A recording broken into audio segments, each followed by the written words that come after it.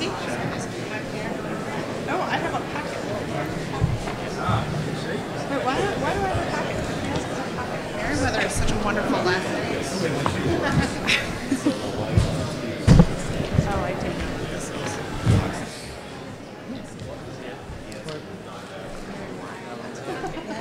You have a packet? I didn't get a packet.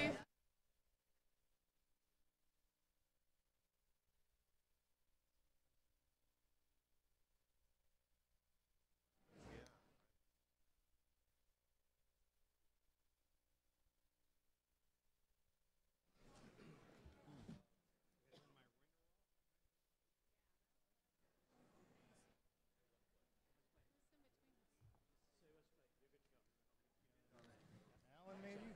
Yeah, Alan.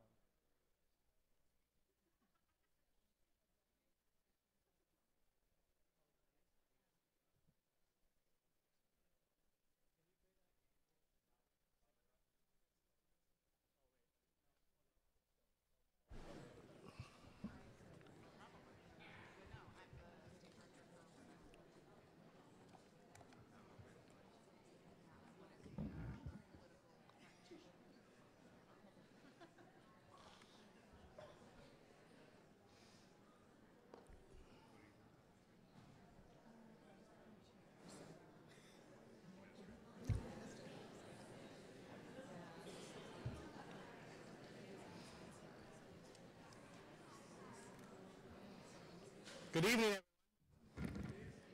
How are you? Welcome to Publick Occurrences. I'm Mike Ritz. I'm the Executive Director of Leadership Rhode Island. Tonight I'll be your MC and moderator. We'll do this a little Phil Donahue style, so you'll see me down there climbing across seats and to get to your questions. It's coming. When Karen Bordelot, the previous executive editor of the Providence Journal, Nancy Cariello, the previous president of Rhode Island College, and I created Publick Occurrences, we wanted to convene our community over tough and sensitive topics to prove that civil discourse still exists. Publick Occurrences is named after the first multi-page newspaper in the colonies, and it was shut down after the very first issue for being too provocative. The colonial government on September 29th, 1690, issued the order that said, "The governor and council, having had the perusal of said pamphlet, and finding that therein contained reflections of a very high nature, as also sundry doubtful and uncertain reports, do hereby manifest and declare their high resentment and disallowance of said pamphlet, and order that the same be suppressed and called in, strictly forbidden any person or persons for the future to set forth anything in print, without license first obtained for those that are or shall be appointed by the government to grant the same." That's where we're coming from, right? So while the brains behind Publick Occurrences have changed, you're still stuck with this face. Sorry. I'm very pleased to see that this series has continued with a strong partnership with the Providence Journal, Rhode Island College, and Leadership Rhode Island. 8 years later, we've had nearly 6,000 attendees, 17 forums, tonight's number 18, and you know what? Every single year, we've achieved civility in this room. May tonight be no exception. We've talked about tough stuff, not easy stuff. We've talked about pensions, teacher evaluations, the war on terror, Rhode Island's economy and jobs, gubernatorial debates, Obamacare, gun violence among young men, mental health system in crisis. The list goes on and on. Not easy stuff to talk about. And outside of these walls, civil discourse seems to be different. Political polarization appears to ignite a fuse that explodes with yelling and marching and protests. And what I think the founders of this would find most concerning is that there seems to be less and less listening and learning from opposing points of view.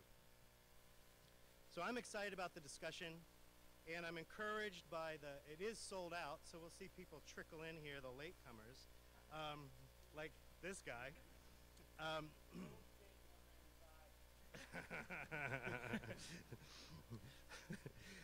So, you know, this is not just of interest and concern for the country, but right here in Rhode Island. And I will tell you, among my peers, there are 800 community leadership programs across the country, representing 750,000 alumni in every state, and it is the top topic among my peers, other executive directors. Polarization, civil discourse, it is the talk. It's top of mind, and we're focusing a lot of our work around it. So the Twitter board is active, I'm to remind you. The hashtag is PolarizeRI, and we are live streaming for those who couldn't make it here tonight. So it's now my pleasure to invite President Frank Sanchez to welcome all of us to Rhode Island College. Great. Thank you so much, Mike. Good evening, and welcome to Rhode Island College. We are very pleased again, of course, to be hosting Publick Occurrences now in its 8th year, and I want to certainly thank the Providence Journal, Alan Rosenberg, as well as Leadership Rhode Island, Mike Ritz, for their ongoing support and leadership for certainly the last 8 years with this important series of conversations, debates, and discussions. You know, it's no secret that there is, I think some would say, a growing divide in our country when it comes to politics today. And that's why these type of deliberations are particularly important for our communities and particularly important for our student communities. Tonight's panel is an amazing panel. A number of Rhode Island College staff and faculty, including our chair of political science department, Dr. Michelle Brophy-Berman, as well as our vice president for student success, Dr. Jason Merriweather. Collectively, of course, they will be discussing not only the reality of this polarization that we're all experiencing, but the societal costs of such hyper-partisanship. You know, the changing demographics of this state, and frankly, our student community right here at Rick, in fact, this past fall, nearly 50% of our entire freshman class will be racially and ethnically diverse this year. Because of this diversity and the growing complexity of the lives of our students, it demands that we have these type of conversations to help create a better sense of belonging, a better sense of connectedness, and I think a better sense of community, not just at Rhode Island College, but frankly, across the state, region, and nation. The issue we see play out on a national stage are also front and center on college campuses all over the country. From guns to immigration, our students are increasingly making their voices heard, both as victims and as the ones offering solutions. If we can find anything encouraging about our current climate, it is the involvement in activism on behalf of our young people. It is difficult to predict if and when America's divided culture will improve, but one thing is certain. In all of these debates, both knowledge and understanding is essential if we want to find our way through it. Our goal is for our graduates to be informed citizens, able to make decisions based on fact and on their own well-rounded experiences. In closing, I'd like to mention that this week is actually on campus. It is a diversity week, a whole series of programs and activities and speakers across campus, a week in which we celebrate our differences and offer opportunities to come together and to educate one another. We find that through these kind of conversations, what unites us is always stronger than what divides us. I hope you enjoy this evening conversation. I'm sure it will be a spirited one. Thank you so much, and have a wonderful evening. Thank you.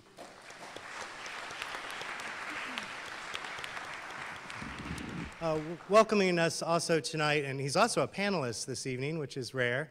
He's playing dual role, is the executive editor of the Providence Journal, Alan Rosenberg.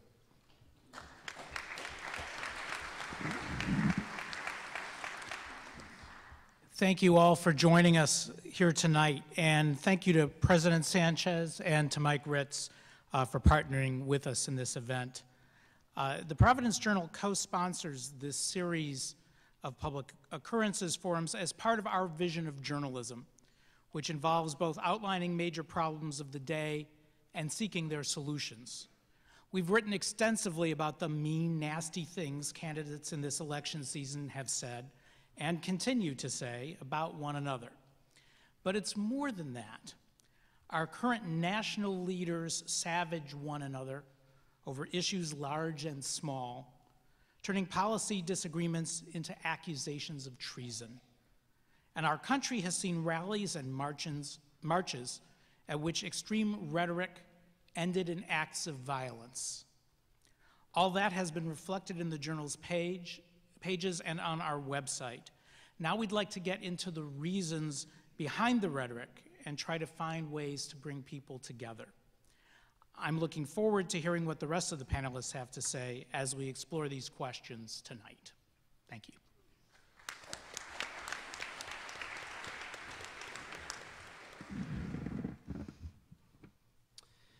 So before we get into the discussion, as usual, we have iClicker questions to ask you. So there's about approximately 100 of you probably that were handed these clickers. You have them, I see them in your hands.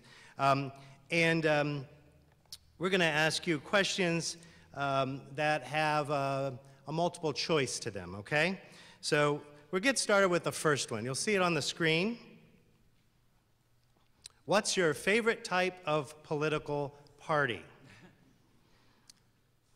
Lots of fun answers here, just to get you warmed up, okay?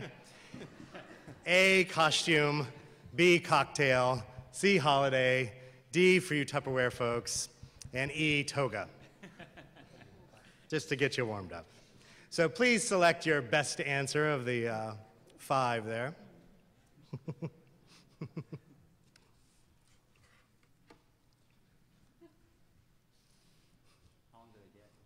77 of you have answered so far. 78. Some of you are not very decisive about this tough question. I don't know how it's going to go from here. It's tough. Cocktail, holiday, that's a hard decision. Right? Oh, how many are in the audience? Mike. I think Paul's saying they've got to turn the iClicker on if it's not on. Bottom left. Bottom left to turn on the iClicker. Sorry about that. You got it? 80, 90, and 90. Oh, it's going up. That's what we needed. Thank you for that, Paul. Clicker in the upper left-hand corner. 97, we got 3 holdouts they don't want to choose. They're looking for the next option. 98. All right, we're going to close the poll. Let's make Paul's job hard for him since we don't have an even 100. All right, there's your answer. All right, the next question. We're going to get a little bit more serious now, okay? You ready for this? You've got practice now. How do you describe your political outlook? A, left, C, center, B, center, C, right. Ooh, they're fast. Let them go now. Now look at them go. Yeah. They've got it. It was much easier than that toga party question, you know? Yeah. Some people still I like think this, like game show. All right, we must have 98 in the audience here. All right, lock it up. No, so left and center Well, Mike. will be the majority here. Good luck, Mike Stenhouse. Uphill battle again. All right, let's go to the next. When is the most recent time you voted? A, 2018, B, 16 or 17, C, 2012 to 2015, D, before 2015, and E, never.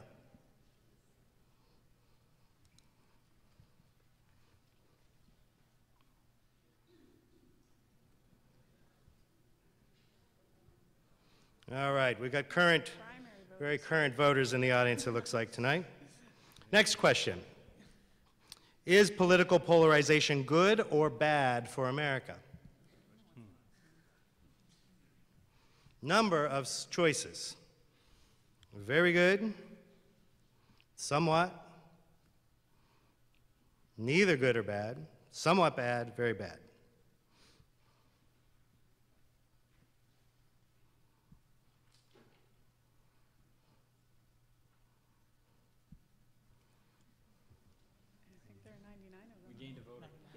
Hey, we gained a voter. That's good. Gained him in the last Somebody voted twice. You can't. You can't. Somewhat to very bad, it looks like. Is the polarization of politics in America the worst that you've ever seen? some fast voting. I know. Just two choices on this one. They're making you pick. Worse, we're talking. We're assuming it's the same person every time, right? A yes and B no. We're up to 98. What about that holdout? Where are you?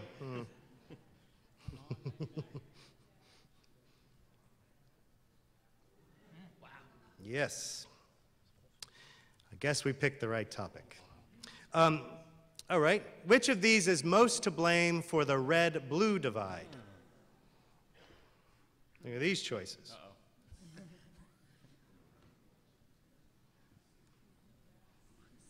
interest me. I'm going to have to talk about it. So that's A, the voters, B, the parties, C, special interests, and D, the media. Who are you going to place blame on?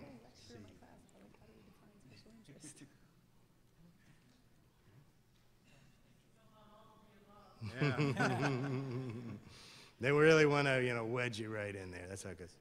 97 of you, 98. Where's my holdout guy or gal? There we go. Pressure works. I love it.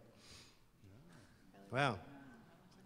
So B, C, and D. That's something else there.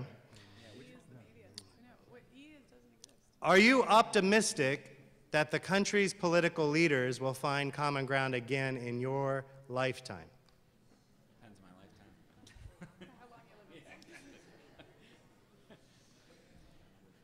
Yeah, exactly. Oh, yeah?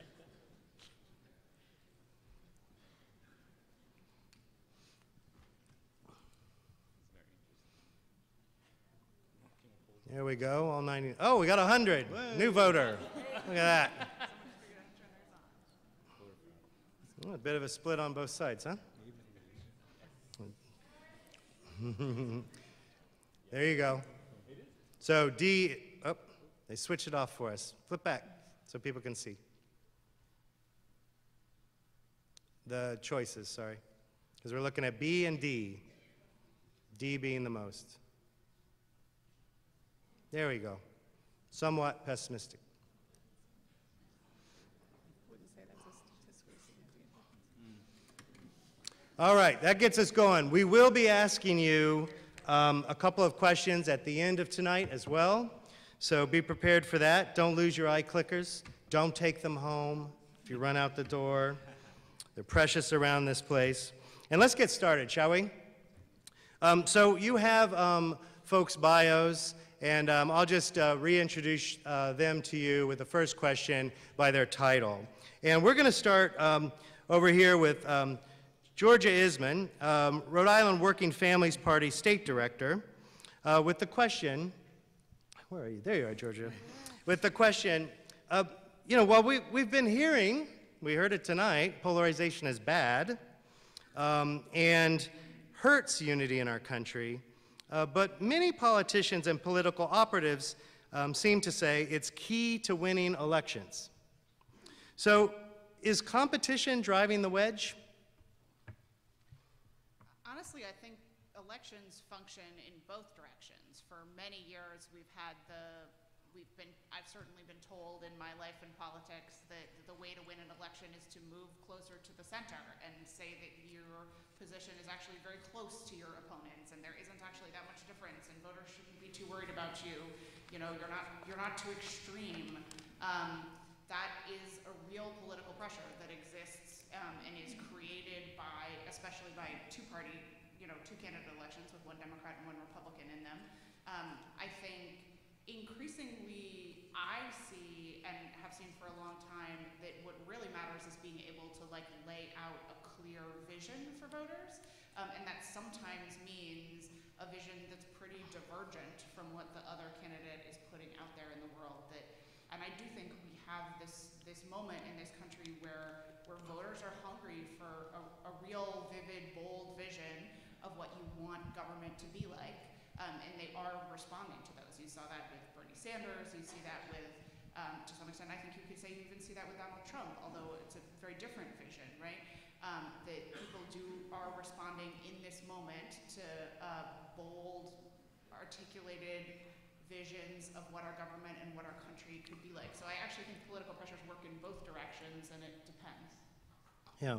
What do you think? Mike Stenhouse is the founder of the Rhode Island Center for Freedom and Prosperity. What do you think, Mike?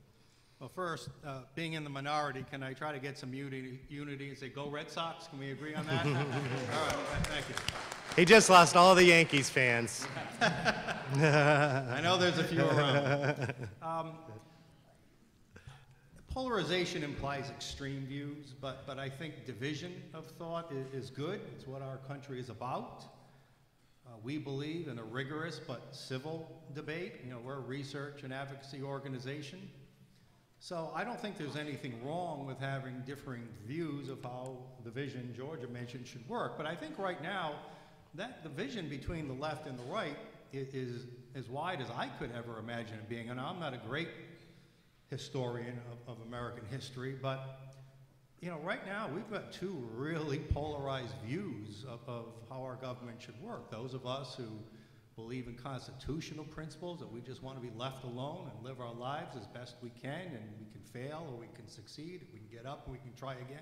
Lord knows I struck out enough times in baseball, but the spirit of is you get up and you go to bat again, right? That's the American spirit. But we have, and then we have another point of view that believes that you should be dependent on government. And that's the better way, that the government should control our lives, tell us how to run our businesses, tell us how to live our lives. And so I can't imagine there can be two different views of government. I don't think those views were that broad 50 or 100 or 200 years ago, maybe save the slavery question, which obviously was a big issue. So I think division and of thought and polarization is okay. It's healthy as long as we engage in civil debate over that, and I think that's probably what we'll get to next. Thank you very much. You know, we're lucky. We've got Ted Nesi here, a political and economic reporter from Channel 12, WPRI. Slid in under the radar here as we're getting started, blaming 95, I know. And Alan Rosenberg, executive editor of Projo. I'm going to throw you guys the same question. Be curious to hear what you have to say about this. In fact, Mike Stenhouse sent out an email saying that media is part of the problem. And a lot of people say that the media is heightening polarization across America, and that you need attention. You've got to get clicks to stories. You're more sensational than you've been. What do you have to say about that criticism? Alan or me? Yeah, we'll start with you, Ted.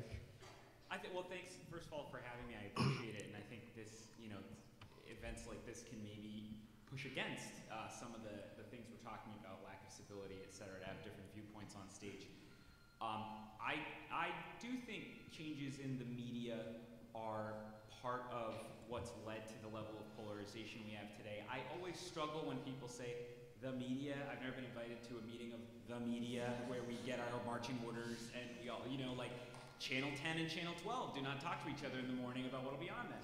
Try to find something that won't be on the other station, right? Alan, I wish he'd call me with what Kathy's working on, but she doesn't. Never. Never, exactly.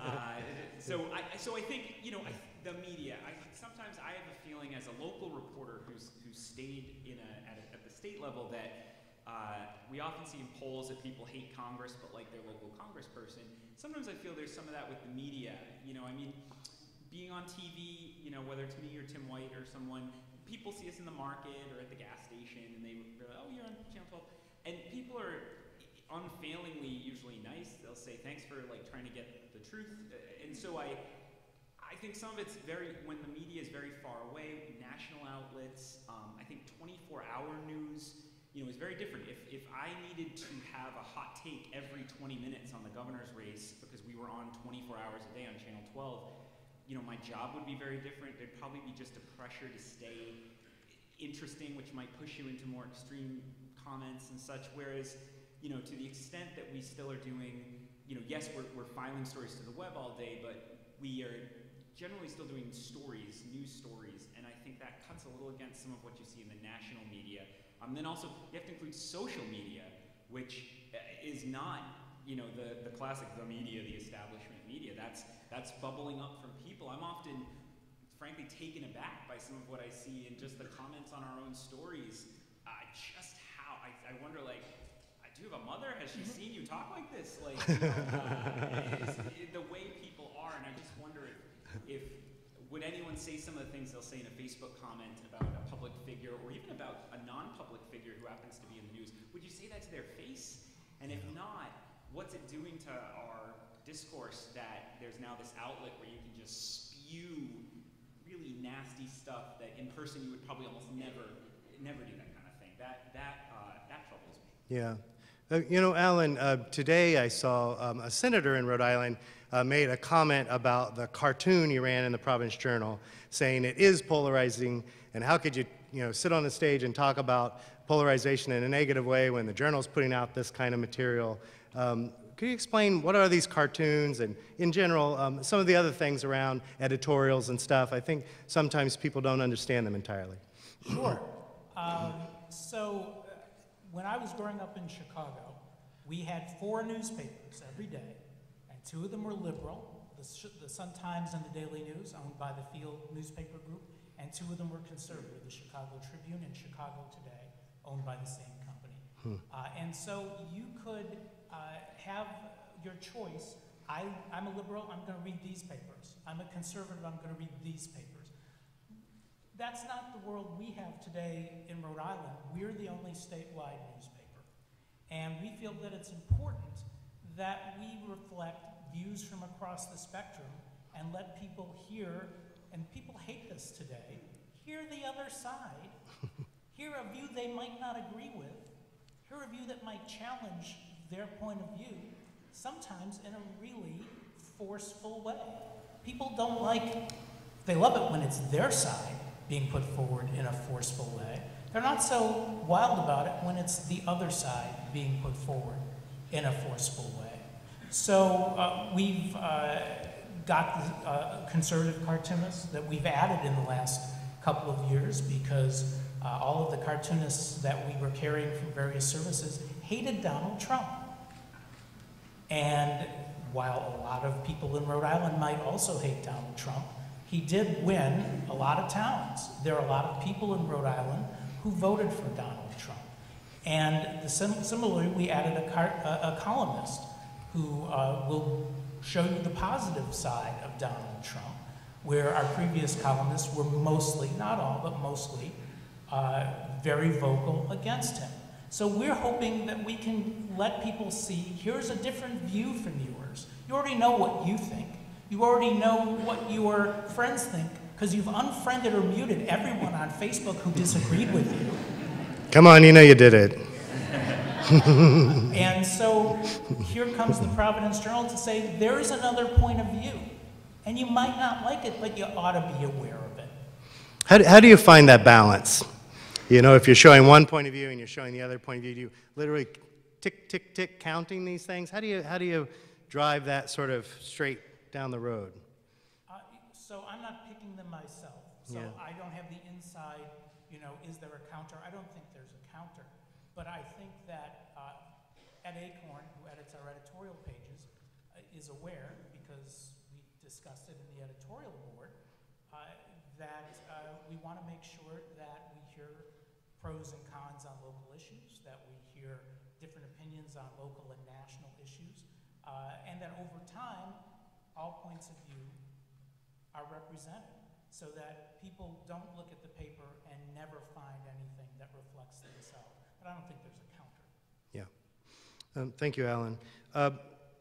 Speaking of you all muting the other opinion and how sort of we're behaving as voters, Mark Dunkelman is the author of a book that if you haven't read it, you might want to consider it, called The Vanishing Neighbor. And it was Definitely really, buy it. pardon? Definitely buy it. I don't care if you read it. But He pays me later. In essence, he was trying to answer this question, correct me if I'm wrong, Mark, why is Washington stagnant? Why aren't things happening? Why isn't common ground happening? And Just let him tell you a little bit about why he thinks that is, what the conclusion of this exploration has been for him. Yeah, well, terrific questions and some terrific feedback already.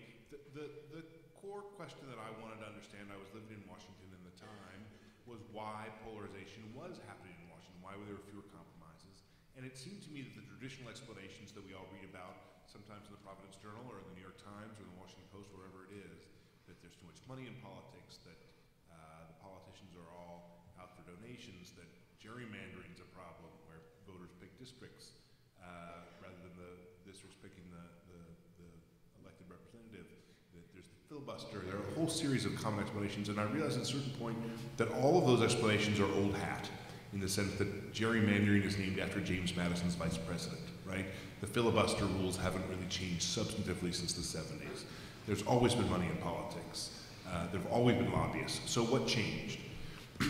And the conclusion that I came to was that something's changed in our own lives, all of us in this room, that we are spending more time talking to the people we love most. So if you think of all the people that you know and spend time with, you're spending more time with the people that you love most, who are your spouses, your children, your parents, your best friends. We're spending more time talking to people who share some single common interest. So I was born in Cincinnati, and I am one of 17 Cincinnati Bengals fans in the whole world. And, come on, there's got to be one in here. No, sorry. Yeah, try the figures on that, Mike. And we all know each other because we're all interacting, but I don't know anything else about those people. But the relationships that we have with people who live in our neighborhood, who bowl with us in a league, who go to the PTA, who attend meetings like this that we know well enough to be able to say something to that's sort of more important or more thoughtful than what's going on with the weather. I hear your mom fell. Is she doing okay? I hear your son's struggling in math class. Has he figured that out? But those sorts of relations have dissipated. And in the absence of having conversations like that, that's where you talk to people, someone you trusted, who had a different political opinion. Right? That's where you had a conversation with someone who explained, this is why I voted for Hillary Clinton, even though you're a Trump voter or the other way around. And in that sort of, that everyday conversation that you have in line at the coffee shop or while you're getting a donut waiting for the PTA meeting to start, that's where you begin to see the other side as reasonable, as having a legitimate point of view and a legitimate concern. And in the absence of those conversations, you're more likely to believe my side is right, those people are wackadoodle. We need to fight all the time, and that's where you get polarization. So just sort of to sum up, the change is in the fabric of our everyday lives, and that is spreading into our experience and the way we understand politics. Thank you, Mark. Dr. Pearson Merkowitz conducted a study on the history of polarization and has also been a political insider herself on campaigns locally and at the state level. So Mark's saying this is the way things are now. Has it always been this politically polarized? You know, if we look at, say, late 18th, early 19th centuries, do we find that to be true? Yeah, so I'll disagree with Mark. So I think... Now we're going. You know, we're certainly at a blip, but we've had lots of blips, so I will turn that question around. Are we more polarized today than when the Federalists and the Anti-Federalists wrote their papers and we almost didn't have a constitution? This country almost fell apart. Are we more polarized today than during the Civil War? Are we more polarized today than when Brown versus Board of Education was decided, and several states decided that instead of integrating schools, they would simply not have public schools anymore, and the president had to send troops to let an African-American girl into her public school? Are we any more polarized today than during the Vietnam War? I don't think so. And looking at the numbers, I would say this is something that ebbs and flows in the United States when we have big questions in front of us, when we have political figures who are giving us big choices, their views of America, instead of coming to what, honestly, a moderate middle that doesn't make any sense. If anybody can remember 1,000 Points of Light, I'm not sure what that was. It's not very polarizing, but I don't know what it means, right? So I would say that in this moment, are we more polarized today than 10 years ago? Well, it would appear to be, or 12 years ago, but is this abnormal for the United States? I would say no. And I would also say, this is where I'm going to disagree with Mark, I don't think we're any more politically segregated than we ever have been. If anybody remembers the Martin Luther King quote saying, the most segregated time in America is 10 o'clock on a Sunday morning, we've always hung out with people who believe the same thing we believe. We've always hung out in social groups of like-minded people, and I don't remember a time when people got together and sat down and listened to each other. You know, there's always been this unspoken rule, or spoken many times in the United States, which is there are 3 things you don't talk about at the dinner table, right? And one of them is politics. And that's not a new statement, right? That is a really old thing, that you don't talk about politics at Thanksgiving, right? Because you might have to talk to someone who disagrees with you. And, you know, during major times in the United States, whether it was the Vietnam War, whether or not it was desegregation, whether or not it was the founding Constitution, we've seen fights, we've seen protests, we've seen people refusing to talk to each other. And we get through it. Right? Eventually, and I will say this is where we do go back to those founding moments, right? The founding fathers had to come together and find some compromise or the country was gonna fall apart. Same thing was true during the Civil War. Now, we went to war that time, we're not there yet, right? So looking historically, we've been able to get through these things and progress as a country as a result of a high level of debate, a high level of conflict, a high level of airing of what people really think. And so my answer is rather nuanced, but I would certainly say, even looking at congressional polarization, we are no more polarized today than we have been at many times in history, and we do seem to get through it. It's optimistic here. It's optimistic. Dr. Brophy Berman, Rhode Island College chairwoman of Political Science Department, and she's teaching a class this semester on the benefits of civic agreement and the costs of polarization. So what have you found so far? Well, the class is really just called political behavior. Ah. And so I taught it last time about 6 years ago, and at that time, polarization was something that people were talking about. But when I went to revise my syllabus and think about it for this semester, you know, everything out there is polarization, polarization, polarization. And so that's something that I started the semester with, asking students, you know, what do you think about this particular question? Or do we need to be concerned? And that's kind of the trip that we're taking throughout the semester. But I think for my students, I wanted to make sure they understood the definition of the term polarization, because it's been used in a lot of different ways. Oftentimes when you think of polarization, you think of people, the Republicans and Democrats, having extreme issue positions. So they're going this way, right? And what's interesting is that when you look at the political science literature, you have real disagreement. They're actually polarized within the political science literature about, you know, what's happening. So you have those who say basically it's the elites who are polarized, Congress is polarized, and that's really, you know, only the elites and the most politically active in the parties are really polarized. You have other scholars who say, no, the entire electorate is polarized because we're becoming more ideological. And that's true, we're becoming, more of us today are ideological, or I should say we correctly label ourselves. We call ourselves conservative and we join the Republican Party.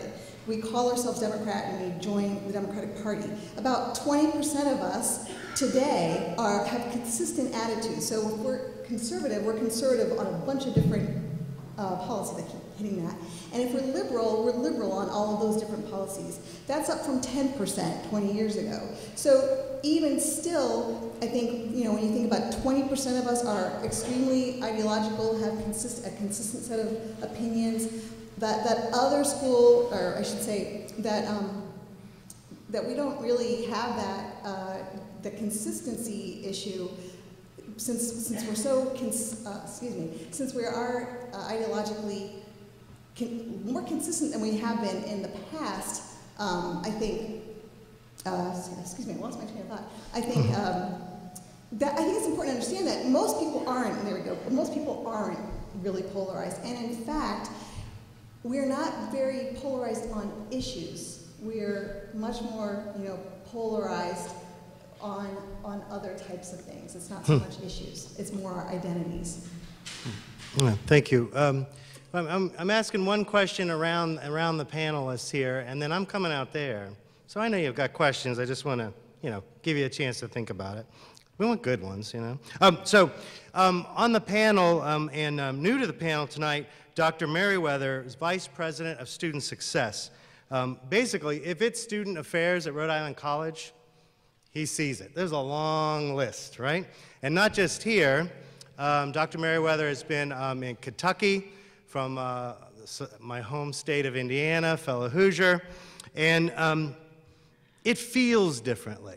And so one of the things I'm interested in is that at the school campuses, people get pretty excited. We've seen at the national level, students get pretty riled up about guest speakers. They protest, they burn things in some cases. Berkeley, Brown University, we closed down chief of police from speaking at one point. The list sort of goes on. And you not only have your experience as student success, but you're a member of the Directorate for the Commission for Student Conduct and Legal Issues at American College Personnel Association. How do you manage this on these campuses? Because it seems quite common. Uh-oh. We have to switch over? Maybe that means what I was going to say wasn't very good. I'm from Kentucky, so I handle that by praying a lot. Wow. So in reality, it's fascinating because I think what we've shifted from, I remember when I was in college at the University of Louisville, one of my professors, Dr. Ricky Jones, said in the first day of class, your job is not to agree with anything, but your job is always to understand, certainly if you want to pass one of my tests. And I think that is the shift that we've seen, especially around students, is there really isn't discourse around understanding an idea. So I did debate, and one of the cool things about debate was learning and hearing everything someone said, understanding it as well as you could, just so you could go back and argue. We've sort of shifted away from that concept of understanding and really seek agreement, and we begin to see that sort of proliferate the student body. So I did a little homework and found 39 cases of commencement speakers who were disinvited from college campuses. To name a few, Condoleezza Rice was disinvited from Rutgers University by parties from the left because of disagreement with her political views and positions. Texas Southern University, parties from the left disinvited Senator John Cronin based on history of racial issues. This is a fun one. George W. Bush was disinvited from the University of Arizona from parties from the right because they were upset about his tactics to defeat John McCain in the Republican primary. Morehouse College, an HBCU in Atlanta, disinvited Sacramento Mayor Kevin Johnson from the left because they didn't agree with his political views.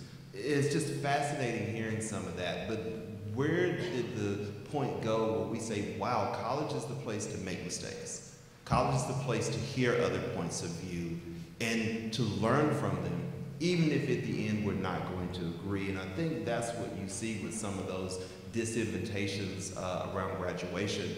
And when we speak with students, our job isn't to shift them into our points of view, but to get them to acknowledge many points of view so as to come to their own conclusions. Even if they further their points of view, or even if they're shifted a bit, it's really our job to help students come to a place where they've collected as much information as possible. And what concerns me is the collection of information has begun to dissipate a bit. Ted, you talked earlier about that whole concept of social media. So what you talked about is this term I call digital courage. The rappers call it Twitter fingers. And in reality, that's what we see is you can meet someone and you can attack them, having never met them, based off a soundbite, without any context or appreciation for nuance. And part of our work is to get students to slow down and to ask questions and to challenge, but the question asking and the challenging has been replaced with assumption. And so that's why you see some of these trends on campus, because people simply don't want to hear points of view. Give me a speaker with a different point of view. I'm glad to listen to them and hear from them, even if it gives me something to ask them a really snarky question. Getting some applause here. Let me give you time for applause. Okay, question from the audience. Yes, ma'am. Please stand up and let us know who you are and ask your question. I'll hold the microphone, okay? Hi, good evening. My name is Marcia Liss, and I have, thank you. Okay. There are just a couple of things that I'd like to kind of point out. I'm a psychologist in the community, and I have to tell you that the amount of anxiety that is coming into my consulting room is noteworthy. I've been doing this for almost 30 years, and it's the questions about how much news do I watch, when do I turn it off, when do I not turn it off, when can I affect change, when can I not affect change. When I was a doctoral student, I volunteered for one of the sides of the aisle in the abortion question, and I'm not going to tell you which one. But what I learned from that is I watched the other side, and I learned that they believe just as much in their point of view as I believe in mine. And they were pretty civil about it too. I didn't agree with everything that they said. I certainly didn't agree with what they were doing, but it really got me to thinking. And I find that what concerns me is that the moderation of our candidates is almost, it gets squeezed out through the campaign. Like I watched Mitt Romney, who went from a moderate Republican to all of a sudden this way. And I'm like, wait, that, he was in Massachusetts. Like, give it a break. So, ma'am, what's your question? I would like you to comment about that, about the anxiety, and about this kind of, it seems like the moderation gets squeezed out of when people run for office, and it gets lost. Yeah, Mike, you've got something to say? So one thing I've noticed that might contribute, by the way, we have a board member who's a psychiatrist who mentions the same thing. He said, boy, business has been really good lately. And we have these derangement syndromes, whether it's Bush, Obama, Trump, right? They're out there and apparently they're real. And part of that is I think it's the intolerance of allowing the other team, and I'm going to use baseball analogies, to score a run. You know, in baseball there's 9 innings, and sometimes the team scores a run in the first, and the other team scores a run in the third. But it seems like too many people today don't want to ever allow the other team to score a run. You know, it's a 9-inning game. It's a long season. The other team's going to make a few points or score a few runs, or society might agree with them. But we have this intolerance to give an inch. I don't know where it comes from. You're the psychologist. But just take the baseball attitude. It's a 9-inning game. It's a 162-game season. The other team's going to win some games, score some runs. Accept it. But you have a chance to make your case and win in the end. I don't know where it comes from, but I've noticed that, you know, it's the equivalent of arguing with the umpire on every single play, or calling for instant replay, or protesting the game. I mean, on every single play, there seems like there's somebody ready to, sue or, bring it to a court or whatever. I don't know where it comes from, but it's there, and I agree with you. Georgia, isn't this good politics, right? Getting reaction, getting people passionate, fired up. Isn't that good politics? Isn't that how you win elections?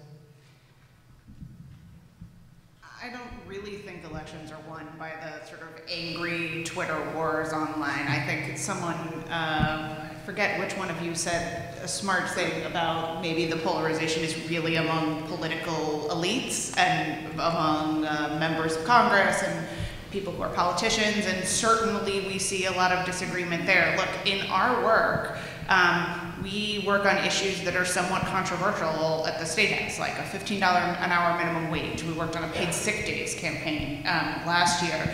And those issues are not actually controversial among ordinary people.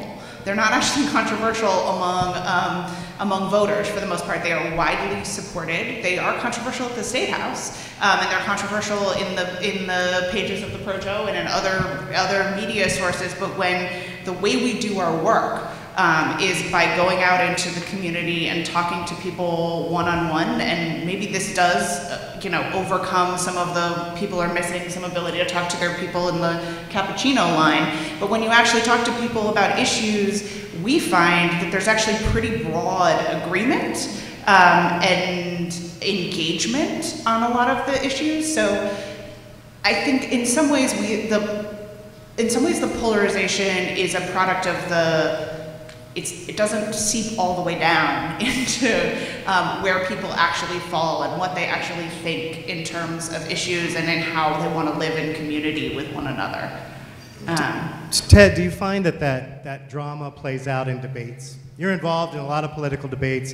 You've done them in here, actually, yeah. Yeah. There's one coming here, I heard. Are you finding that it's getting increasingly less civil at debates, or is it the same as always?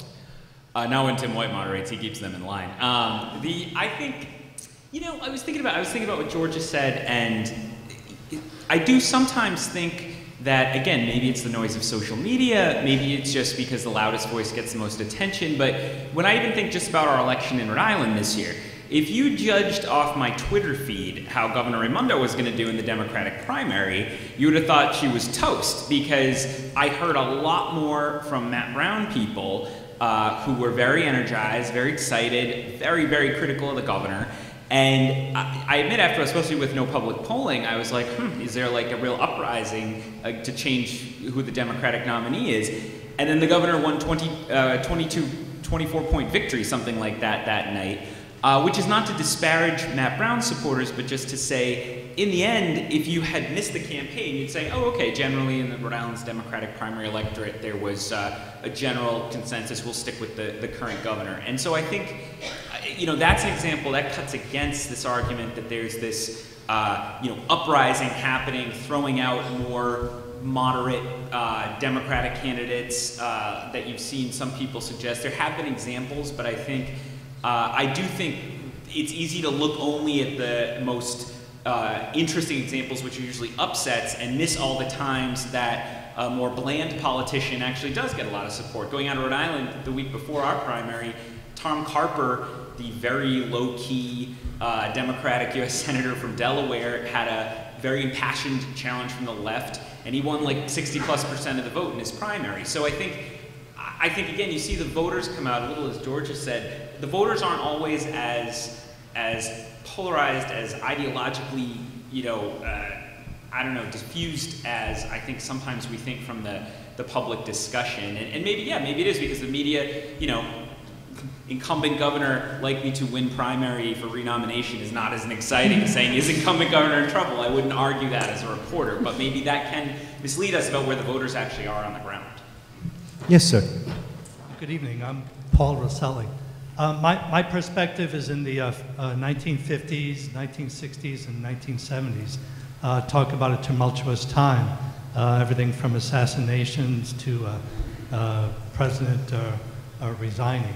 I want to go back to something that both Ms. Pearson-Merkowitz and perhaps Mark had talked about, and that is that we got through it. How did we get through it? What was the impetus? Who started it off? And once the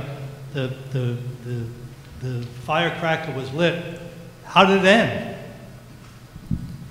So, I'll jump in, and I'd love to hear from you. So, a lot of the things in which we have gotten through these in the past are due to what we in political science call a realignment, which is the voters decide which side they're on and which side they're going to support. Coming out of the, 1960s, coming out, a lot of these times, there's a shift where the voters go towards one party and say, this is the direction we want the country to go in, and the other party has to figure out how to win a coalition back, right? How to win those voters back, and that can cause a shift going in either direction. We've seen it throughout history. It goes to the left, it goes to the right, but it usually causes things to calm down, right? So, and compromise generally happens at the brink of disaster, right? So I said this last year, I got some reporter call, and they said, like, what's going to bring us together as a country? And I said, I hate to say it, but it's going to be possibly a huge disaster, right? Like it's something that causes us to all go, that stuff doesn't matter, let's come together, right? Or if we can't figure this out, right, like the debt ceiling has been a way that we've come together, right? The fiscal cliffs, where Congress goes, like literally we can't function tomorrow if we can't figure something out. We see compromise in those moments, we see shifts. Right, so I would say there's a couple ways where we come through these things. We come through them because the country decides to come together and get over things because of, generally it's some sort of disaster, unfortunately. Or that we can't function anymore and the voters decide, right? The voters make a push to one side, which allows one political party, whichever political party that is, to govern for a little while and lets the other political party know it is in such a small minority that it has to change positions in order to recapture that swingable section of the electorate. And so, we've seen periods in our nation's history where both parties were in a severe, severe minority, and that was generally after a big, big polarizing moment. But it causes that fission that says this party took the wrong stance, this party took the right stance, the voters support it, and now the other party has to figure out how to compete again. And generally that is, by what I liked what Georgia said, right, by trying to everybody move into the middle and trying to argue over those voters who could actually swing. Do you have anything to add, Dr. Brophy, Mayor Ehrman? Do you have anything to add? Oh, sorry. I know I hide around. I'm like whack-a-mole out here. This is how I do it. Yeah. I was not expecting that. I think that I'm a little bit more pessimistic. I think that there was actually a New York Times opinion piece today by Thomas Friedman. I don't know if anybody saw it. And it was called The American Civil War Part 2. And in it he quotes Senator Jeff Flake, the Republican from Arizona who is retiring. And Jeff Flake said, "Tribalism is ruining us. It is tearing our country apart." And although Friedman does take some jabs at the Republican Party, so if you're a Republican, you may not want to read that editorial, I think he makes some really good points about tribalism. And I think even though we know that Americans aren't really polarized in the sense that their issue positions are really severe and extreme, I think we are more tribal, right? This is sometimes referred to as social polarization, and this semester I had my students read a book about this idea of social polarization, where it used to be that the political parties in the 50s, 60s, 70s, there were a lot of cross pressures, so that you would have, the Democratic Party had almost as many Protestants in it as did the Republican Party, right? Religion was not, today if you look at religion, pretty much, if you look at that as a factor, the Republican Party has become the party of religiosity, which is more, I don't want to call it extreme religion, but people going to church more often, people who look at the Bible as the literal word of God. Today our parties are totally separate. You have the Democratic Party that has become largely minority, black, and Latinos and minority, and it's also become very secular, right? And it's also become very liberal. And the Republican Party has done the opposite. It's become much whiter, much more religious. Think about the 90s and what was going on with the Christian coalition. And it's become much more conservative. And so what happens, what scares me, and this is not my theory, this is a great book that I'm having my students read, the professor who wrote it, Liliana Mason, just came out. She's really looking at it from a social psychological standpoint, and she's talking about how we've gotten into these separate groups, and we really don't like each other. And even though our policies are not diverging, our dislike of each other, our fear of each other, our wanting to win at any cost is a problem. And that's what I think I'm seeing. We're seeing that more often, more than in the past. Not totally in the past, obviously, not in the past forever, but in recent years, we're definitely seeing that. And there's a whole host of factors that are involved there. But I think that's what I'm most worried about. Mark, it sounds like if we don't like each other, it's going to be hard to talk to our neighbors. It's going to be hard to talk in these lines when we're waiting for something. Do you agree with this premise? Well, I'd probably put the cart before the horse the other way, right? That if you have had fewer conversations with your neighbors who are people you trust and have had a reasonable time borrowing a cup of sugar from, and they introduce you to the sense that they voted for the other candidate and they've got these concerns, that opens you up to the possibility that you'd like your representative to work with someone who represents your neighbor's point of view when they get to Washington or to the State House, wherever it is. There is sort of this interesting divide that I didn't expect on the panel, which is, are we polarized or not? And frankly, it never occurred to me that someone would come up and say that we aren't, which is, it's sort of eye-opening. It's sort of a neighborly thing to have happen. I think there is an important distinction here, which is that, in the 50s, the American Political Science Association, which I assume my two peers on the panel are part of, came out with a big report arguing that there wasn't enough of a divide between the two parties, that they were essentially reflected one another too much so that voters didn't have a choice. Does anyone think that's a problem today? The upshot of that is that while even during these periods where there was a lot of tumult in the country about civil rights and the Vietnam War and Watergate and through all of that, there were substantive compromises coming out of Washington. Everett Dirksen working across the aisle with Mike Mansfield, Tip O'Neill working across the aisle with Ronald Reagan, Bill Clinton working across the aisle with Newt Gingrich. We haven't seen compromises like that in a long time. Something has changed. And I think, you can argue whether whether we've gotten through these times before. I think there's a qualitative difference there that's emerged over the course of the last few years. I think it's exactly along the lines of a social divide between people who have different points of view.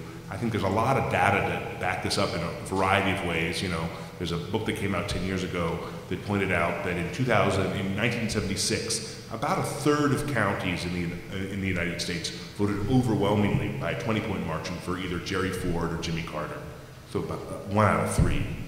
By the time we got to the 2004 election, about 2 out of 3. So it was up to about 60% of counties that voted overwhelmingly for one or the other.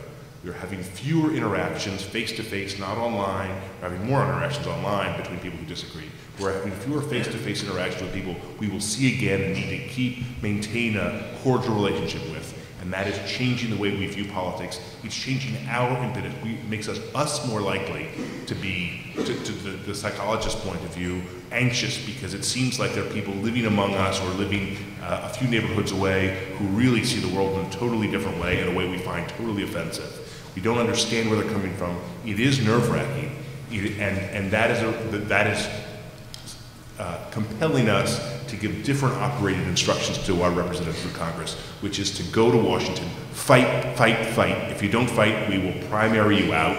And in that sort of circumstance, you're going to get fewer sort of grand compromises or legislation that reflects the sensibilities that Georgia and Mike represent. Yeah, Mark, there's a geographic divide too. I remember you mentioning to me a book called The Big Sort and how people move and where they choose to live and how that creates separations. So knowing your neighbor, in that case, might be a little bit more homogenous. Then how do we know, if we're in urban Providence, how do we know west of 102? Those of you that remember the Providence Journal map of the presidential election, there was a divide shown right through the Strait of Rhode Island, where inland was red in Rhode Island and the coastal area was blue. I remember it very well. Will you explain that concept of the big sort and that sort of thing? Yeah, well, that's exactly what I was trying to allude to before, this idea that we are, that if you're moving and you're a liberal and you see a place where there's Whole Foods, you're home. If you're a conservative and you're in a neighborhood and you see a Cracker Barrel, you're home, right? And that gets to the social sorting that Dr. Brophy Behrman is talking about, that there is that distinction.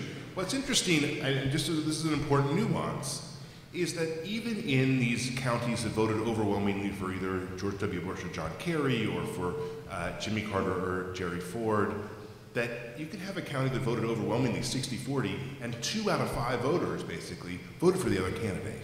So I live in a part of Providence that is overwhelmingly Democratic, voted overwhelmingly for Hillary Clinton.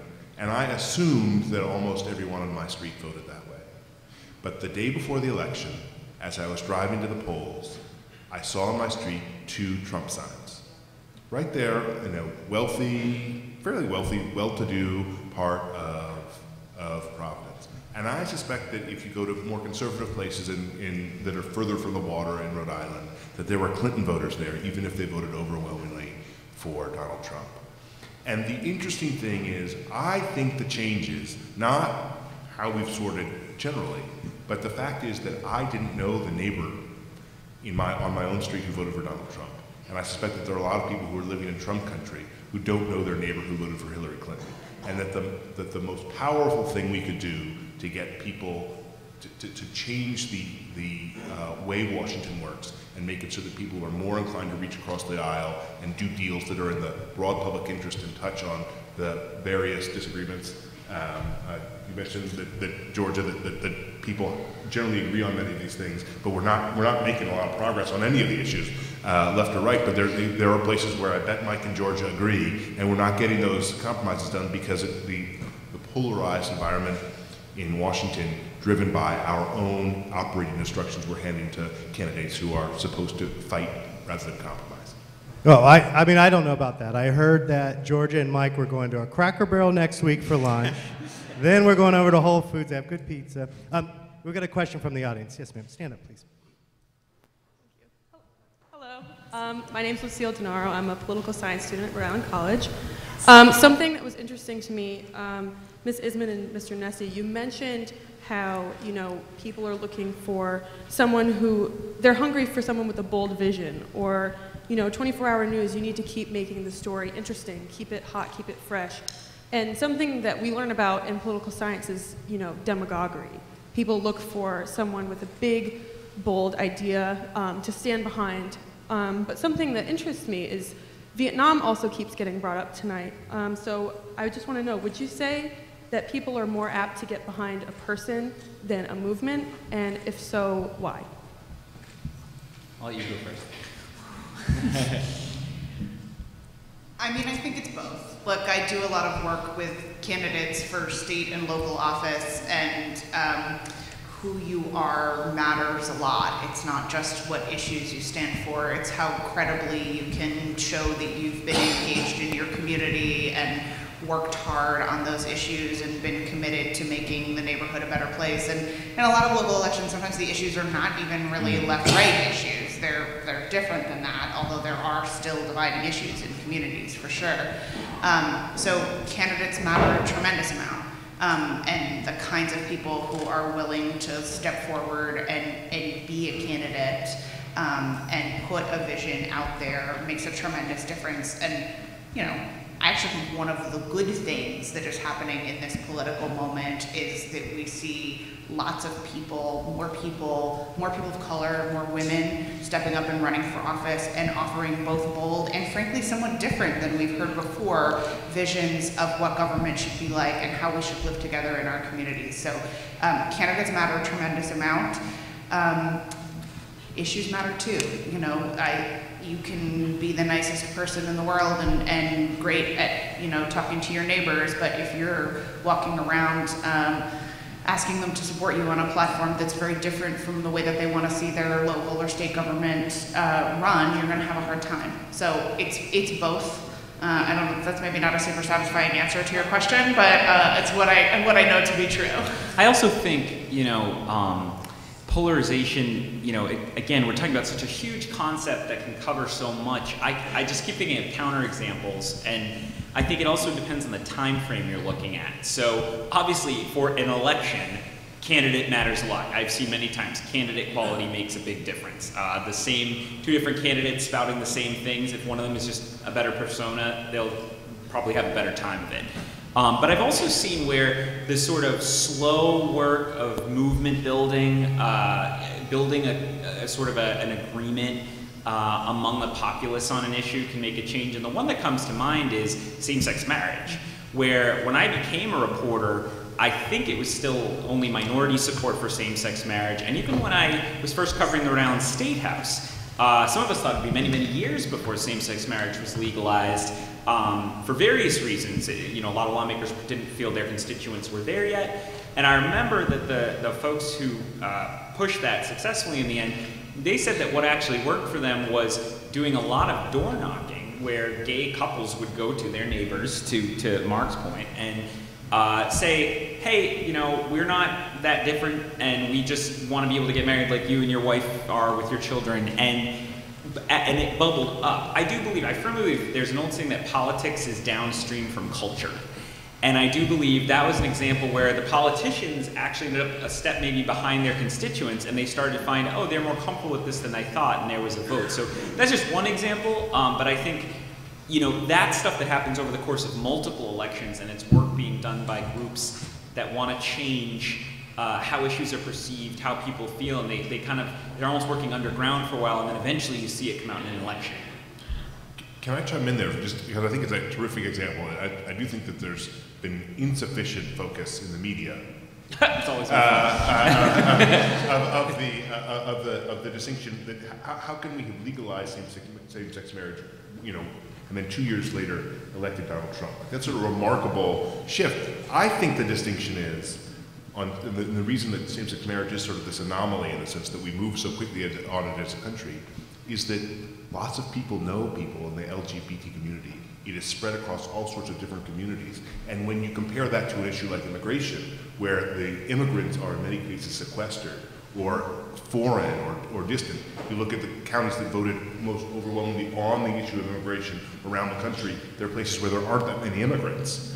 That's a really crucial distinction, so that the everyday experience of having known someone in your office or someone on your street or someone, you have some relationship with someone who is from the LGBT community, and you say to yourself, why shouldn't they have the same opportunities that I do if you're assuming you're not in the LGBT community yourself? That is a difference that is born from everyday interactions and not some sort of grand, you know, political shift at the national level. I'm seeing reactions on the panel here. If you want to chime in. I just want to make one comment because I think first of all, I think it's critical, and there is this distinction that I think is really important that Mark brought up, that, you know, in gay marriage, one of the key things was the number of people who had someone in their family, right? A son, a daughter, a cousin, an uncle, right? Which is very different than, you know, coming in and getting to know an immigrant and seeing, you know, there's been a lot of great coverage about, you know, factories that where in the South, in the West, where, you know, it had been an all-white, entirely white workforce that over time saw their children weren't coming into this job. There were, you know, Latino immigrants coming into the job who were making less, and that instead of, right, getting to know each other and talking and finding out, hey, guess what, like, that we're not in conflict, we're in this together, instead there was this divide, and we're not talking together. And part of that was like linguistic challenges, it was challenges across cultures, that is historically what we've seen in this country. But I wanted to build on something you guys were saying just really quick to talk about what do we mean by the middle. Because this is really critical, and I feel like sometimes is awfully lost, is what's a moderate? And so there was a great point brought up earlier about the fact that we are more ideologically aligned with our political parties today. And so when I say what I don't think changed, that our neighbors were never that different from us, it's what I mean is, in the South, yes, it looks like they were voting for Democrats and Republicans, but they were ideologically aligned. They were just voting for different people, but they actually had, right? We used to have Democrats who were the Republicans of today, right? They were segregationists, they were, right? And that is no longer acceptable in the Democratic Party, right? You don't get to be that in the Democratic Party. That's not fair. And that's not fair. But it's true. In the 1960s and 70s, wait, let me finish. It is in the Republican Party? There were on both sides. So this is my point. So there were segregationists and anti-segregationists in both parties.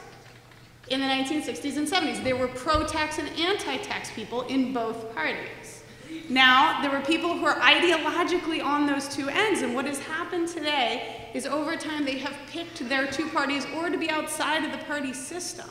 But we are now really well aligned on if it's taxes, right? That if you're pro-taxes, you're in the Democratic Party. If you're anti-taxes, you're in the Republican Party. But the same thing is true on, say, abortion. And we don't have a party that is, for example, pro-taxes and anti-abortion. But is that a moderate? That's two very different positions. It's not necessarily a moderate, right? It's not necessarily someone who's in the middle. So my point is not that one party is this and one party is that we have an ideological spectrum. So we've taken on cultural issues that divide the two parties, and we've taken on economic issues. Now, when we talk about moderates in political science, generally what we mean is people who are in the middle, who want some government and some taxes, but not tons of government and tons of taxes. And they want some social issues and not, right? They want maybe abortion to have some restrictions. It's not for everybody, but it's not illegal, right? So that would be our ideological moderate. But that's different than someone who holds positions in what we consider the two different political parties, which is what, as realignment has occurred, where we've seen, that's like the clearing out of those people who we used to have some, right? We still a couple, but we have more pro-choice Republicans and anti-choice Democrats. And we used to have those, and they would talk across the aisle to each other.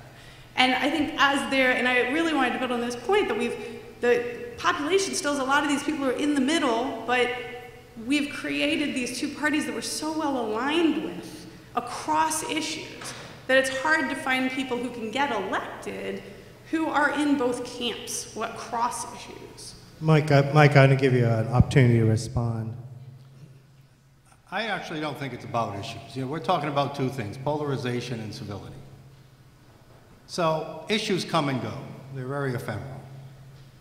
I think it's much more core. And I'll use the Donald Trump factor as an example.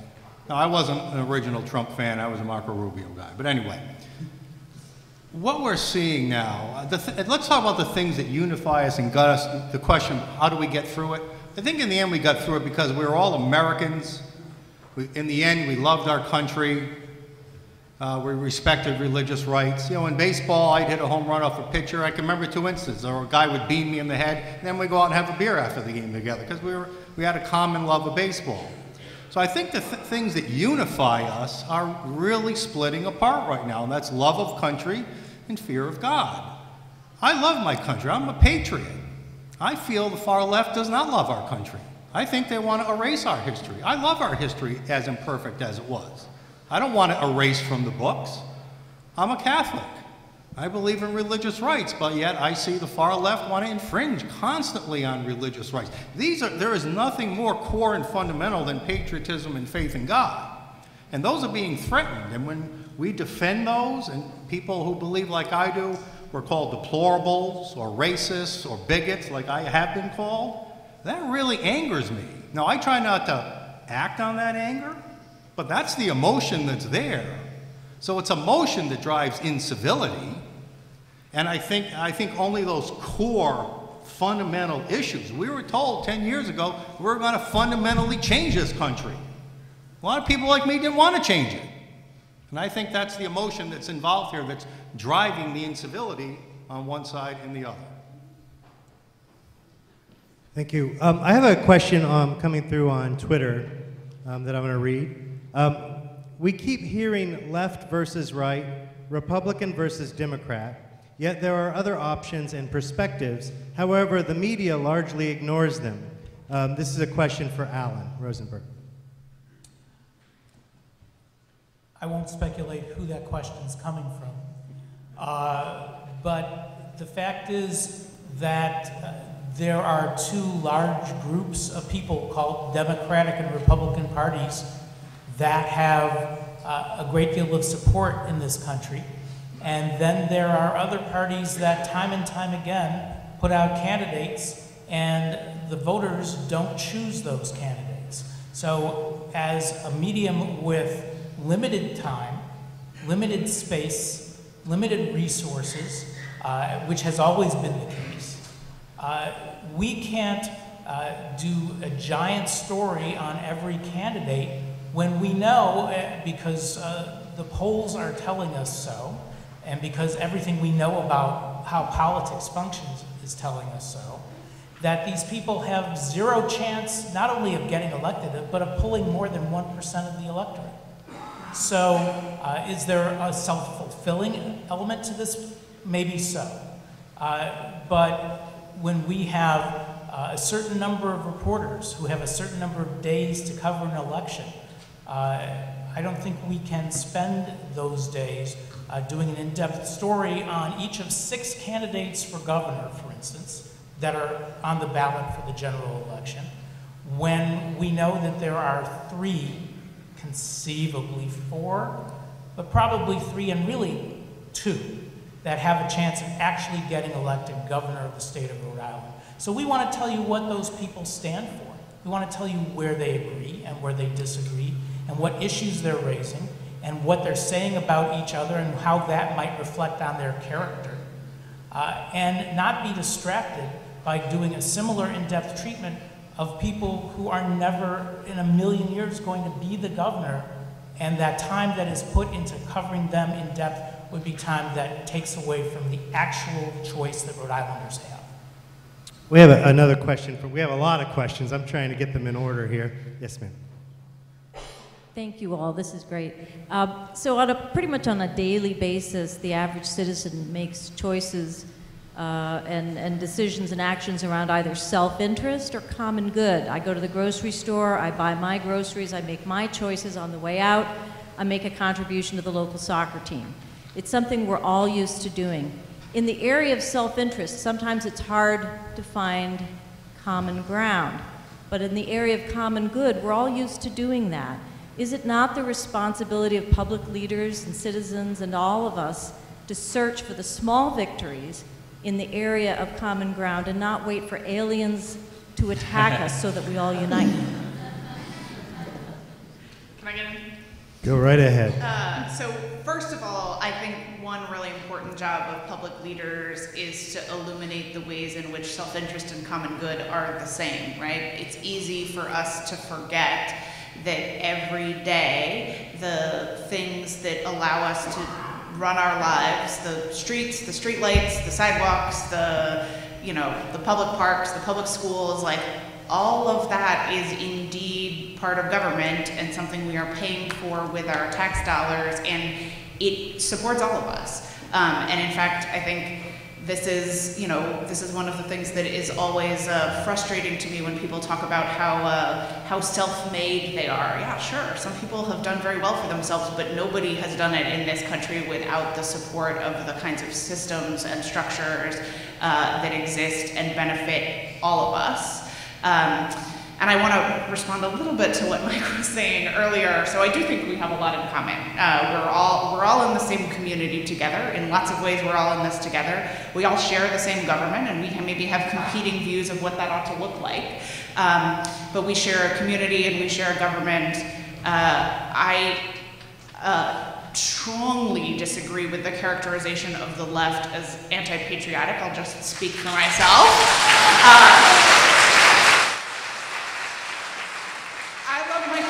I don't know many people who don't, but that doesn't mean that we should deny or erase or fail to acknowledge and bring to the front some parts of its very troubling history and present. We have a country that has had, since its founding, and still has, systemic racism, systemic oppression of women, and all sorts of other kinds of groups of people. And to fight against that is not anti-patriotic, it is quite the opposite. And that is a deep faith of mine, and it has, in my own personal case, has very little to do with God. For many of my colleagues and compatriots in that work, it has a lot to do with God, so I don't think that the belief in God itself is unifying, but the belief that we are one community and we should find a way to live together fairly and justly, I do think that that's unifying, and we might have differing visions of it, but I hope we all share that. Dr. Merriweather, I want to ask you, in your role, both at Rhode Island College now, but also in other universities, this idea of finding common ground, is that a common value on campuses? And is there a way that higher ed is even nurturing that type of exploration? I would say in many institutions that isn't expressed and for the most part live values. Certainly it is at Rick. But you do see different iterations of that. As an example, so I'm a Rhode Islander because I live here, my family is here, my wife and children are here, I pay taxes here, and I love the restaurants. I'm a Rhode Islander. If you notice his accent, he's from Southern Rhode Island.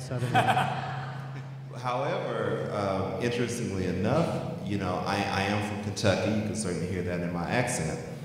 But I'll throw something out at you. So I am, being from Kentucky, I grew up a Baptist, grew up in a very small church with a few families, a pastor. We used to do mission trips and benevolence work. And by definition, I am an evangelical Christian. Collective gasp. But by definition, I am an evangelical Christian because we certainly did some evangelizing in my growing up in Kentucky. But that has now become a political construct. So if I say that, how can I, with my hue, I work on a college campus, surely I must be a fleeting liberal. And so with that in mind, what I actually am through growing up where I come from, that's now become so politicized that sometimes it's sort of, we're like, I hunt and I fish, you know, because I grew up in the South, and that's an interesting thing. But from a perspective, what does that mean? Does that now mean, oh, because you do this thing, do you necessarily subscribe to all these values? So with that in mind, if a student comes into my office, you know, when I was in Indiana, if a student came to my office with a rebel flag on his shirt, guess what? My job was to help him or her and support them. If a student comes in with a Barack Obama shirt or a Black Lives Matter shirt, guess what? My job is to help them and support them and get them through a dialectic process and engage in discourse. And I think that college campuses have also become politicized, because I know plenty of very conservative and ultra-liberal professors and faculty at a number of campuses across the country. But the college experience, you know, we're at this point where people, oh, well, science, forget that you've spent like 30 years in school and you've done all this research and you've been to the moon. That's just not true. Forget science, it's just not true, because it's become politicized. And so the real work on campuses and our mission around commonality is to respect and embrace and value people and their different ideas and traditions and mores and points of view and beliefs, and to allow people to simply be who they are. I've done some research. There have been 1,300 incidents reported of hate crimes on 775 college campuses in the last couple of years. The top hits, 40% of them have been based on race, religion, sexual orientation, ethnicity, gender, and disability, in that order of occurrence and frequency among those hate crimes. So that's happening on our campuses, and we know, you know, people show up with these flyers, you have the speakers from the right, speakers from the left, people want to disqualify all sorts of points of view. But if students aren't going to learn that here, where are they going to learn it? The K-12 mission has opportunity for learning engagement, but certainly the college mission does. So I do believe it's in the mission of most institutions and in the practice of most institutions, but the challenge is, do we actually live to and espouse that? And I think that's what's a little bit troubling. One of our awesome students, Lucy, asked this question of sort of around demagoguery. And in reality, we'll take a selfie after this, okay? But there's this, remember that song, the 80s song, Cult of Personality? I think it's late 80s, early 90s, Cult of Personality song. And that sort of happens where we shift into these big personalities and these big ideas and away from these big concepts and these glittery phrases, but away from ideas. And so the college campus is supposed to be driving people, and again, we work really hard at this at Rick every day, to drive people into discourse, that it is okay to let someone say they believe something you don't believe. You know, one of my best friends from high school, Heath Shimwell, We've been fighting about politics since we were 4 years old, and we're both almost 40. And we fight about it all the time. I love going home and we argue about politics, but then we can have a drink and we can have fun and we can talk and we can laugh and talk about our families. And we have these things that unify us, and that ability has been lost. So colleges have to shape that. We have to shape intellectual curiosity, not intellectual blockades.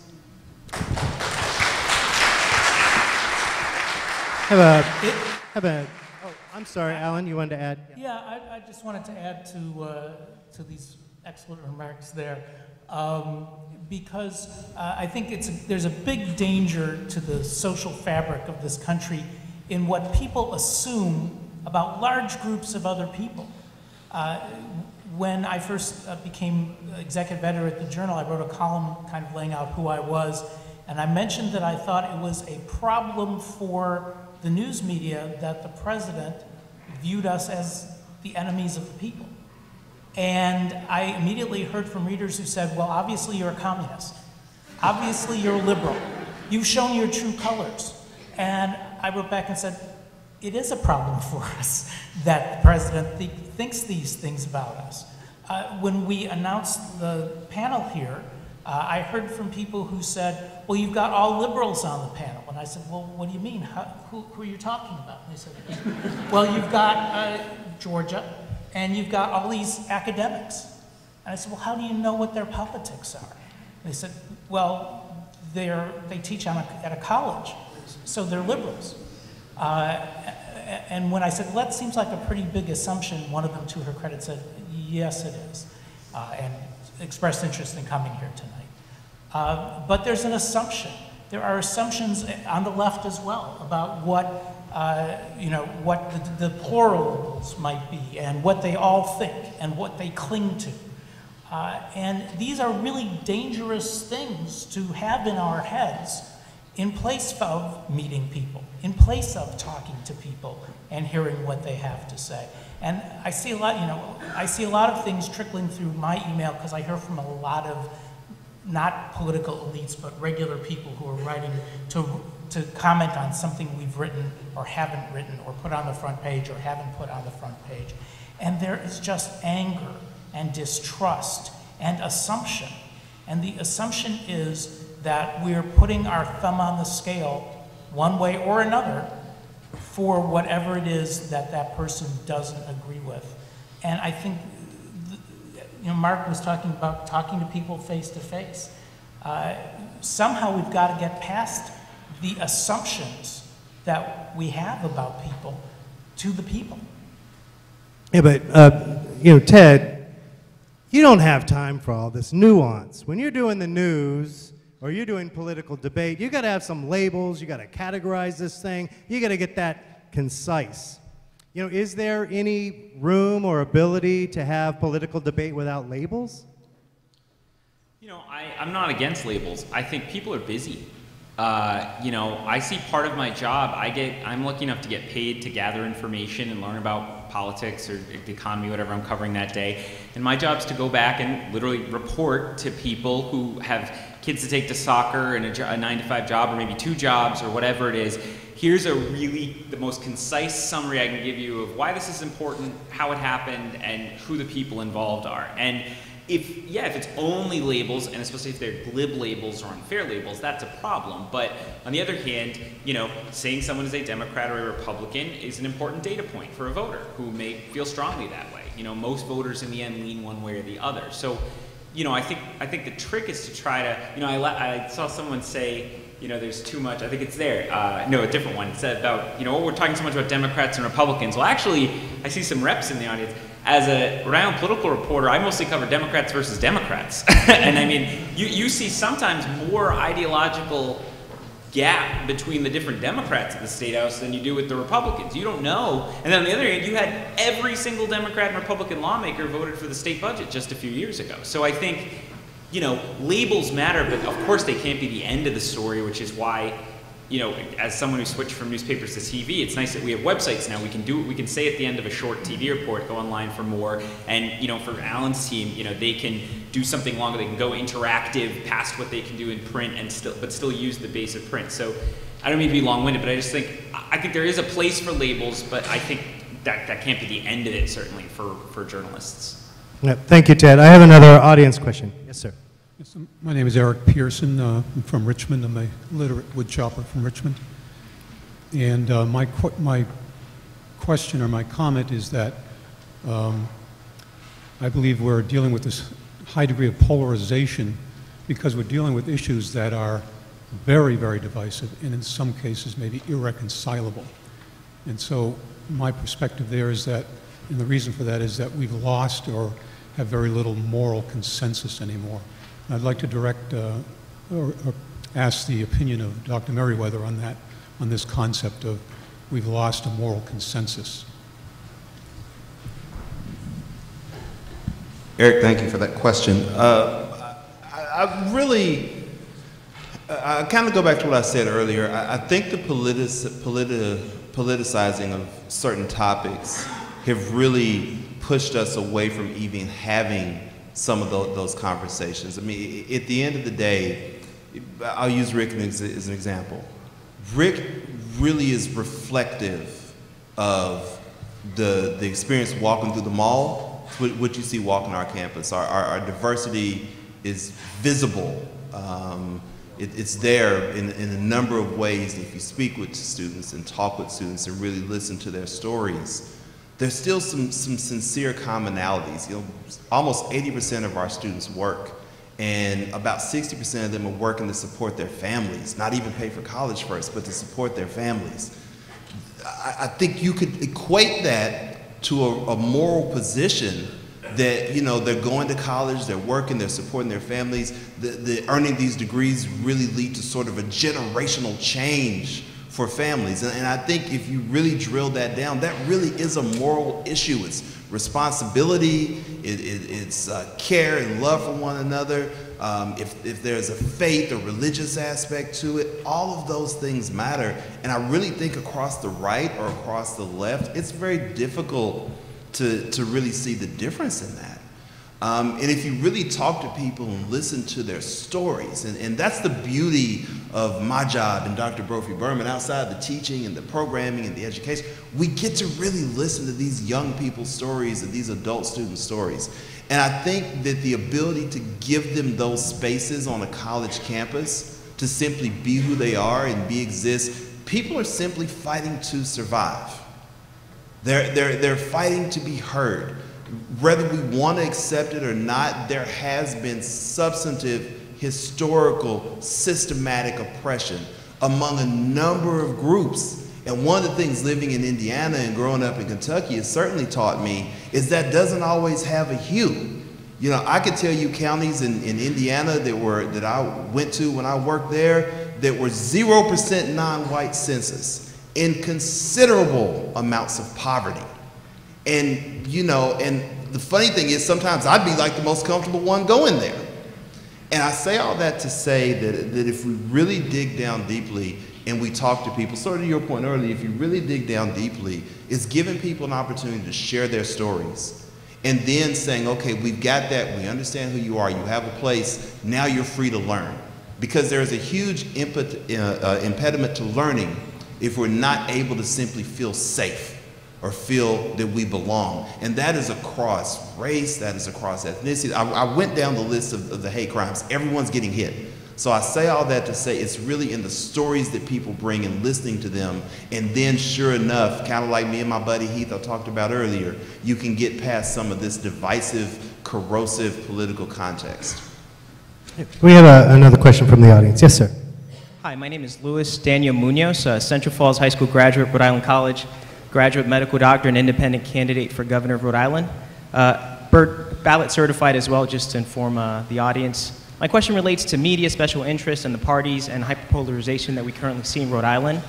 As a candidate for governor, not discounting what was said about interviews and newscasts, we've currently had one debate and have an upcoming debate for the gubernatorial candidates with selective exclusion of some of the candidates. And my question is, how does that contribute or not to the hyperpolarization we're seeing when we're omitting the many diverse ideas that candidates are proposing to try to mitigate some of the hyperpolarization that we're seeing across the country and here in Rhode Island?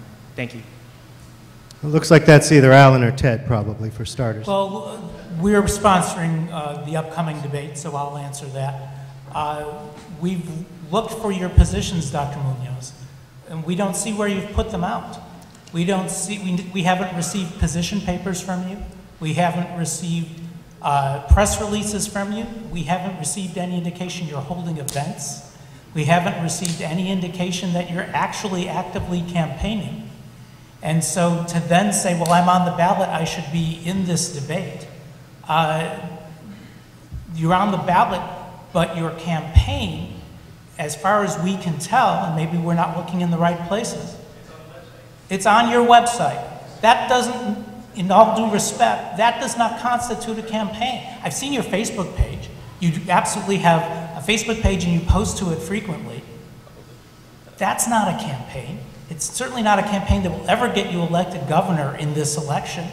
And so for us to include you in a debate and take time away from candidates who the voters could actually end up selecting for governor because they have been running a campaign, they have been issuing positions, they have been holding events, I think really does a disservice to the people because it takes time that they could be listening to the candidates who could win and gives it to someone who is not really running an active campaign that's putting ideas out into the marketplace of ideas.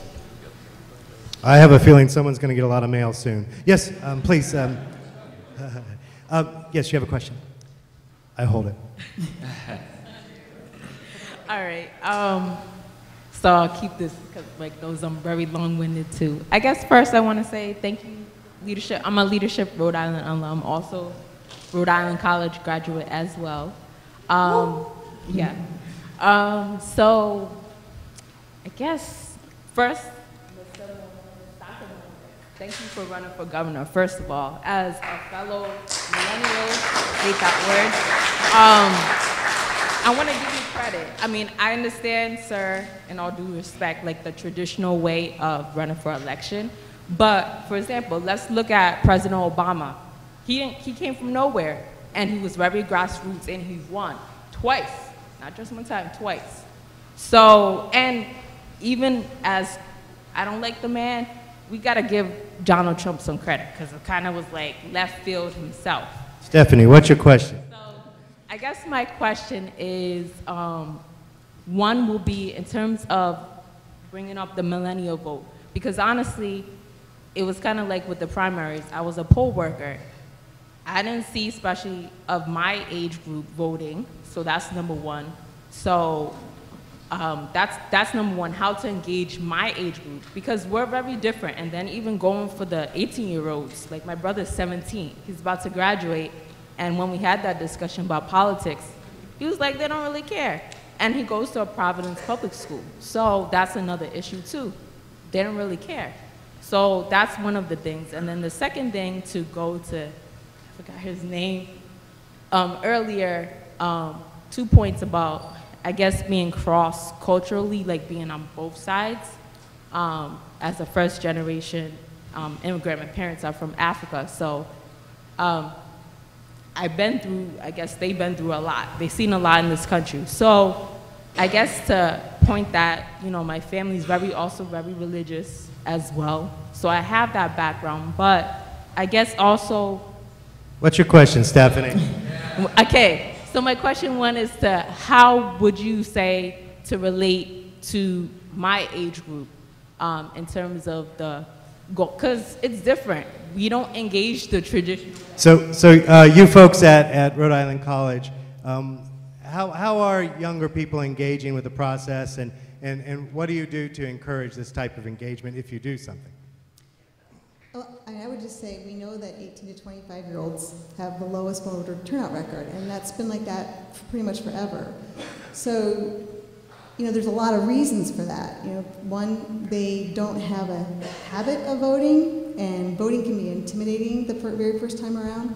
Two, they oftentimes don't think that issues matter to them. Although there are all kinds of issues that matter to them, they don't see it. Three, what's going on in the schools? I mean, besides doing a mock election when you're in 4th grade or whatever, are students really being taught to think about the importance of their voice and what does impact them?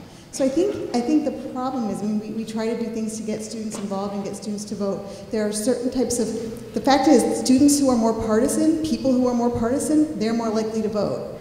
People who are independents are less likely to vote, especially if they don't lean one way or the other. And a lot of young people, rightly so, they're growing up, maybe their parents were Republicans or Democrats, but they're coming of age and they're like, I don't really know who I am. So they're not as connected to the party. So it's not an easy answer, but I think exciting candidates will definitely help people out to bring people out to vote, certainly. I would also say from a very strategic place, and I'll be very brief, a lot of our work is to also educate students sort of about the process. There's really no better place than in a classroom when faculty are having those conversations about the electoral process and about civic engagement through service projects, through registration campaigns. You know, we had lots of opportunities for students to be able to register to vote right here on campus. I've done that in other institutions. And I think that to Dr. Rosenberg's point, it really is saying that there's a place for individuals in the process. And I think that there really is sort of a disconnect that as a young person I have some place. Really interesting with this generation.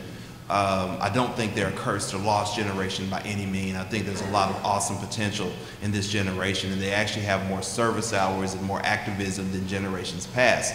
The challenge is, how do we frame that to actually getting into the voting booth? And that's really the work that sometimes there's this concept, oh, well, if I serve, if I give my time, if I tutor, that's me being active, but that's only one part of engagement. And so it's teaching those lessons about actually being connected to that important aspect of the civic process. I actually am a millennial, and I would just say, you know, one way for more millennials to vote would be for more millennials to go vote. You know, like, I just think sometimes our generation can be a little too waiting for someone to come, you know, give us a new version of something that's been done for a long time. You know, we have the right to vote when we turn 18 as millennials, and so we should exercise it. And yes, of course, if people don't realize that, or if campaigns aren't strategically talking to them, that stuff does matter. But at the same time, I think it's also incumbent on millennials to take some responsibility for themselves, and if they care about the future of their state, their country, their city or town, show up. Interesting point. This generation has never known inconvenience. Yes, that's a great point. Yeah. You know, to Ted's point, I'm serious. Think about it. This generation has never known the inconveniences. You know, they've never walked, you know, 20 miles to school uphill both ways. And from that point of view, it really is incumbent upon us. I agree with Ted, but I just also would add to that it's our work to really say, okay, this isn't as simple. You know, you can't vote on an app. You just can't. And so as educators, it is our job to frame that process and their role in the process and how that really works. And I think we're failing students if we don't. Yeah, Dr. Merriweather, I got to say, just last week, my Facebook automatically logged me off, and I had to log on again. I mean, this is not, it's not all peaches and cream over here, okay? I'm just saying. So let's move on to these iClickers. You still got those iClickers in your hands? Get them out, get them out. All right, so our first question. It's a little bit deja vu, maybe. Who is to blame for the red-blue divide?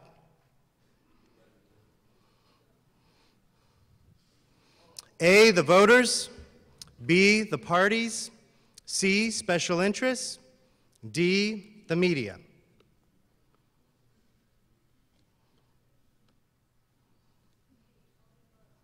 They didn't give you that choice.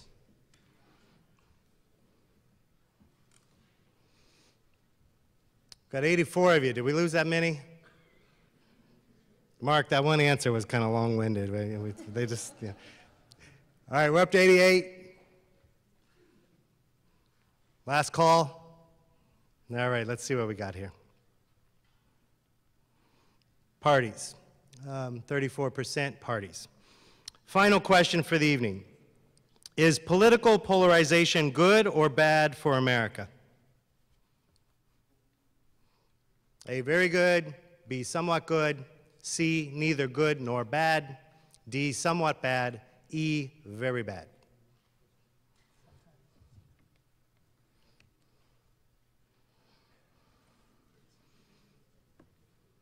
91 of you this time. 92. Some people are waking up.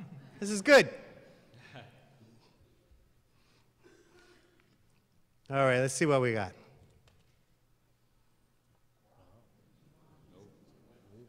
Uh-oh. Do we have some shift? So I encourage you to pick up the Providence Journal tomorrow, read all about it. Extra, extra. And I just want to thank all our panelists for sharing their knowledge and experience with us tonight.